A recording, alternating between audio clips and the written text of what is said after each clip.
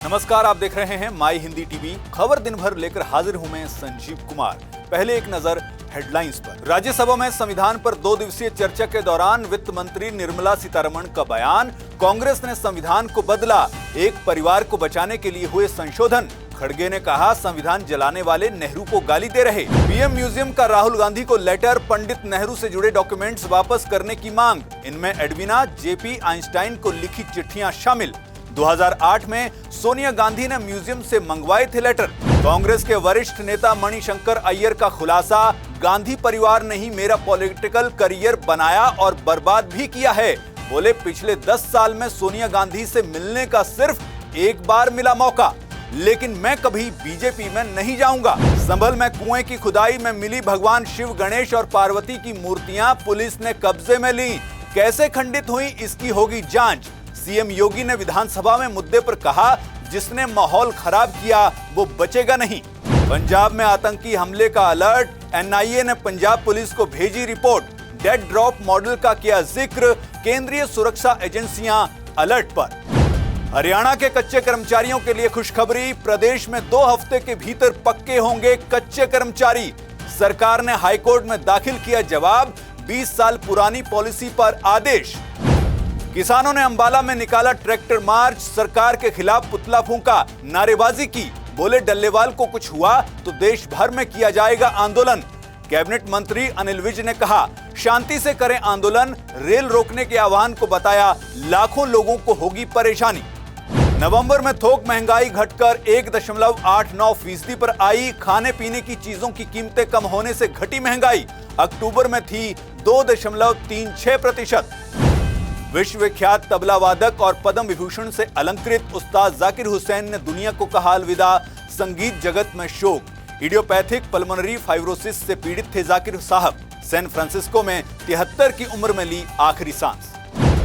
गाबा test में तीसरे दिन भी बारिश ने डाला खलल, पूरे दिन में हुए सिर्फ 33 ओवर। भारत पहली पारी में 4 विकेट खोकर बना पाया सिर्फ 51 रन। राहुल, रोहित नाबाद। ऑस्ट्रेलिया अभी 394 रन से आगे। हरियाणा में ठंड दिखा रही अपने तेवर, शीतलहर के चलते मौसम विभाग ने 16 जिलों के लिए अलर्ट किया जारी।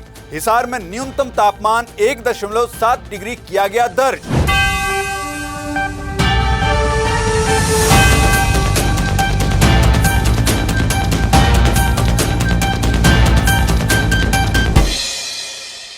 अब बात उन खबरों की जिन्हें आपके लिए विस्तार से जानना जरूरी है। इसमें पहली खबर संसद की कार्यवाही से जुड़ी हुई है। राज्यसभा में आज संविधान पर 2 दिवसीय चर्चा की शुरुआत वित्त मंत्री निर्मला सीतारमण ने की। उन्होंने 1 घंटे 20 मिनट की स्पीच दी। इस दौरान उन्होंने कहा कि कांग्रेस पार्टी परिवार और वंशवाद की मदद करने के लिए बेशर्मी से संविधान में संशोधन करती रही। ये संशोधन लोकतंत्र को मजबूत करने के लिए नहीं, बल्कि सत्ता में बैठे लोगों की रक्षा के लिए थे। इस प्रक्रिया का इस्तेमाल परिवार को मजबूत करने के लिए किया गया।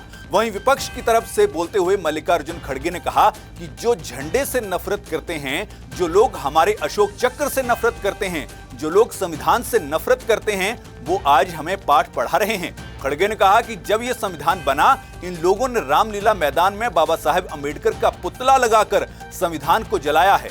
ये लोग अब नेहरू जी, इंदिरा जी और पूरे परिवार को गाली देते हैं। शर्म करो, आप लोगों ने संविधान के बारे में कैसी कैसी बातें बोली हैं। आपको बता दें कि मल्लिकार्जुन खड़गे और राहुल गांधी ने संसद के दोनों सदनों के पीठासीन अधिकारियों को चिट्ठी लिखकर संविधान पर चर्चा कराने की मांग की थी। लोकसभा में 13 और 14 दिसंबर को संविधान पर विशेष चर्चा हो चुकी है। पीएम मोदी ने शनिवार को चर्चा के दौरान लोकसभा में संविधान पर विशेष चर्चा में भाग लिया था। इस दौरान उन्होंने सदन में 11 संकल्प रखे थे। अब बात अगली बड़ी खबर की करते हैं। खबर पीएम म्यूजियम से जुड़ी हुई है। दरअसल पीएम म्यूजियम की ओर से नेता प्रतिपक्ष राहुल गांधी को एक लेटर लिखा गया है, जिसमें उनसे नेहरू से जुड़े डॉक्यूमेंट्स वापस करने की मांग की गई है। प्रधानमंत्री म्यूजियम और लाइब्रेरी सोसाइटी के सदस्य रिजवान कादरी ने सोमवार को कहा कि 2008 में यूपीए कार्यकाल में 51 बक्सों में भरकर नेहरू के पर्सनल लेटर सोनिया गांधी के पास पहुंचाए गए थे। या तो सभी लेटर वापस किए जाएं या फिर इन्हें स्कैन करने की इजाजत दी जाए, क्योंकि ये डॉक्यूमेंट्स पहले ही पीएम म्यूजियम का हिस्सा थे। रिजवान ने कहा कि सितंबर 2024 में भी मैंने सोनिया गांधी को लेटर लौटाने के लिए पत्र लिखा था, लेकिन उनसे कोई जवाब नहीं मिलने पर मैंने अब राहुल को पत्र लिखा है। राहुल गांधी को रिजवान ने 10 दिसंबर को लेटर लिखा था। हालांकि इसकी जानकारी अब सामने आई है। रिजवान ने जिन 51 बक्सों की बात की है, उनमें नेहरू के वे लेटर रखे हुए हैं जो उन्होंने Edwina Mountbatten, Albert Einstein, Jayaprakash Narayan, Padmaja Naidu, Vijayalakshmi Pandit, Aruna Asaf Ali, Babu Jagjivan Ram और गोविंद बल्लभ पंत को लिखे थे। सन 1971 में पीएम म्यूजियम को नेहरू के लेटर दिए गए थे।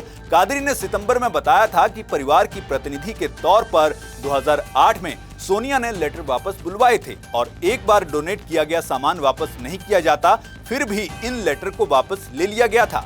इन लेटर को वापस लेने के पीछे सोनिया की क्या मंशा थी, ये म्यूजियम को तब भी नहीं बताई गई थी, अब भी नहीं पता है। मुझे विश्वास है कि इन डॉक्यूमेंट्स की सुरक्षा के लिए सद्भावना पूर्वक ऐसा किया गया होगा, लेकिन मेरे जैसे इतिहासकार इन लेटर को खोजने में उत्सुक हैं। हम चाहते हैं कि ये लेटर सुरक्षित रहें। हम ये भी चाहते हैं कि एक फॉरेंसिक ऑडिट भी करवाया जाए ताकि ये सुनिश्चित किया जा सके कि डॉक्यूमेंट्स के साथ कोई छेड़छाड़ नहीं की गई है।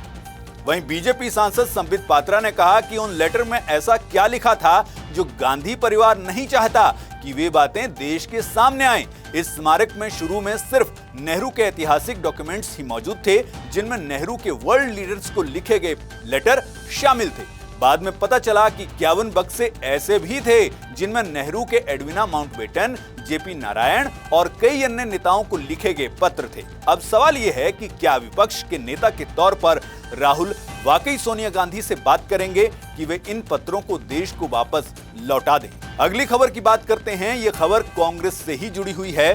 दरअसल कांग्रेस के वरिष्ठ नेता मणिशंकर अय्यर ने खुलासा किया है कि गांधी परिवार ने ही उनका पॉलिटिकल करियर बनाया और बर्बाद भी किया है। उन्होंने कहा कि पिछले 10 साल में उन्हें सोनिया गांधी से सिर्फ एक बार मिलने का मौका मिला है, लेकिन वो कभी भी बीजेपी में नहीं जाएंगे। न्यूज एजेंसी पीटीआई को दिए एक इंटरव्यू में अय्यर ने 2 किस्से बताते हुए कहा, एक बार राहुल गांधी को शुभकामनाएं भिजवाने के लिए उन्हें प्रियंका गांधी को फोन करना पड़ा था। साथ ही एक बार उन्होंने सोनिया गांधी को मेरी क्रिसमस की शुभकामनाएं दी तो मैडम ने कहा, मैं क्रिश्चियन नहीं हूं। मणिशंकर अय्यर ने अपनी किताब मणिशंकर अय्यर अ मैवरिक इन पॉलिटिक्स में बताया कि 2024 के चुनाव में उन्हें राहुल गांधी ने टिकट नहीं दिया और राहुल ने कहा था, हरगिज मणिशंकर अय्यर को टिकट नहीं देंगे क्योंकि वो बहुत बूढ़े हो चुके हैं। अय्यर तमिलनाडु के मयिलादुथुराई में 3 बार लोकसभा चुनाव जीत चुके हैं और राज्यसभा सांसद भी रह चुके हैं। चलिए आगे बढ़ते हैं और चौथी बड़ी खबर की बात करते हैं जो हरियाणा से जुड़ी हुई है। हरियाणा में 20 साल बाद कच्चे कर्मचारी नियमित होंगे। सरकार ने बताया है कि 2 हफ्ते के भीतर ही ऐसे कर्मचारियों को नियुक्ति पत्र जारी कर दिया जाएगा। हरियाणा सरकार ने ये जानकारी पंजाब एवं हरियाणा हाईकोर्ट में दी है। मुख्य सचिव कार्यालय की ओर से इसको लेकर एक प्रस्ताव वित्त विभाग को भेजा गया था, जिस पर वित्त विभाग ने अपनी मुहर लगा दी है। हरियाणा में 20 साल से अधिक समय से कार्यरत सभी अस्थायी कर्मचारियों को नियमित करने के लिए कैडर पदों के सृजन को मंजूरी दे दी गई है।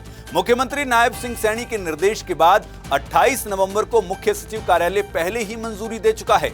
सरकार के जवाब के बाद मामले की सुनवाई कर रहे जस्टिस हरकेश मनुजा ने स्पष्ट किया कि यदि हरियाणा सरकार की ओर से बताई गई अवधि के भीतर आवश्यक कार्यवाही नहीं की जाती है तो याचिकाकर्ता वर्तमान अवमानना याचिका पर दोबारा सुनवाई करने की मांग करने के लिए स्वतंत्र होंगे और ऐसी स्थिति में संबंधित अधिकारी मुकदमेबाजी के खर्च के लिए प्रत्येक याचिकाकर्ता को 50,000 रुपए की राशि अपनी जेब से देने के लिए उत्तरदायी होंगे। मुख्य सचिव कार्यालय के प्रस्ताव पर वित्त विभाग ने अपनी मुहर लगाकर ये उम्मीद जगा दी है कि अब अस्थायी कर्मचारियों को वास्तव में पक्की नौकरियां मिल सकती हैं। हरियाणा सरकार के अधिकारी 2 सप्ताह की अवधि के भीतर ऐसे सभी अस्थायी कर्मचारियों को नियमित पदों के लिए नियुक्ति पत्र जारी करेंगे, साथ ही परिणामी वित्तीय लाभ भी जरूर देंगे। बहरहाल खबर दिन भर में आज बस इतना ही। देश दुनिया की ताजा तरीन खबरों के लिए देखते रहिए माई हिंदी टीवी।